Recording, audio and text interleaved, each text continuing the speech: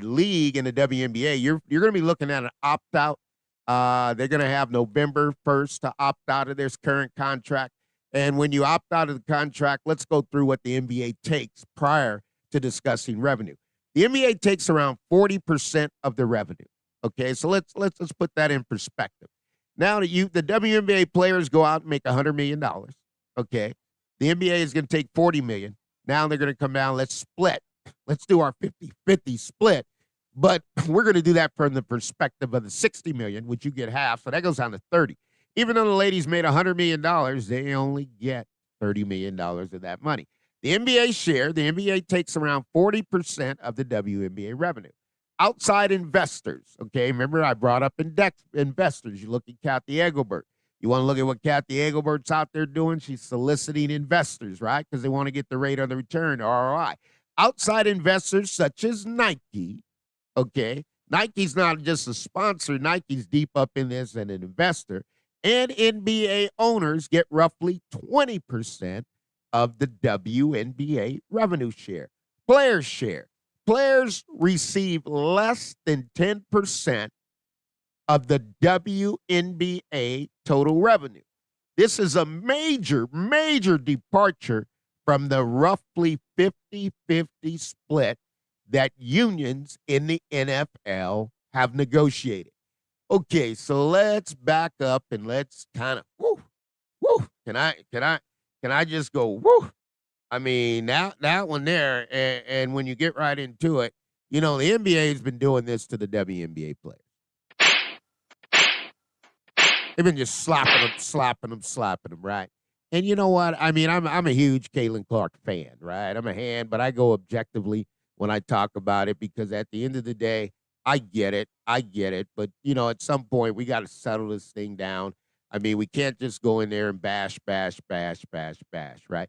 You might have caught me on a little mini rant, right? That was a little mini. If you see you want to see the major rant from Money Mike, then just go ahead and see me. The 49ers lose a Super Bowl game, and you're going to see a major rant. You know, I haven't broke TVs or anything, but I've come close, right? But the racism, that's only one part. That's only one part of this negotiation. Okay, so, and really, if you got that much and you want them to fix it, you put it in the CBA, right? You're going to put it in the collective bargaining agreement.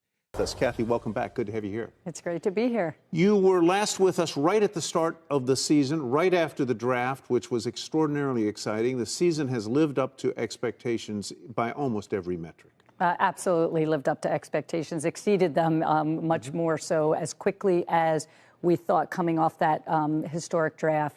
These rookies have put on quite a season, and it's not just Caitlin and Angel. Rickea Jackson and other rookies are killing it this year. And then our veterans have really stepped up. Asia Wilson's having a historic season for the Aces, and Brianna Stewart in New York. So, yeah, and you mentioned all the revenue drivers. We also signed a historic media deal since I was here last. That's right. Long-term media deal, which was important for the stability of the league. And as people have been calling it a growth stock, we have a lot of upside. Nico Gumake, he's going to be sitting in there. It's going to be the president. Kelsey Plum's first vice president. Lisa Clark's going to be the vice president. Collier's going to be president. Brianna Stewart, Elizabeth Williams, to get down to Brianna Turner. You go team by team. You got Hillman's going to handle it. Haley Jones. These could change. The Shields, and you got Isabella Harrison. Got the Chicago Sky, Connecticut, Dejanay Carrington. Olivia Nelson-Oda. You got Enrique is going to run it for Phoenix. Kalani Brown's the alternate. Boston runs it currently for Katie Lou Samuelson. Chelsea Gray, Las Vegas. Asia Wilson's going to back that up. And you got Azura Stevens going to be the primary for Los Angeles. Lexi Brown. Some of these players could be moving on the move, so this could change. You got Diamond Miller, Minnesota. Bridget Carrollton is going to come in as alternate. You got Kayla Thornton running it for New York, and Sabrina Nescu is going to come behind her. You got Sophia Cunningham and Natasha Cloud. They're going to run that out. You got Victoria Vivians. You got Joyner Holmes.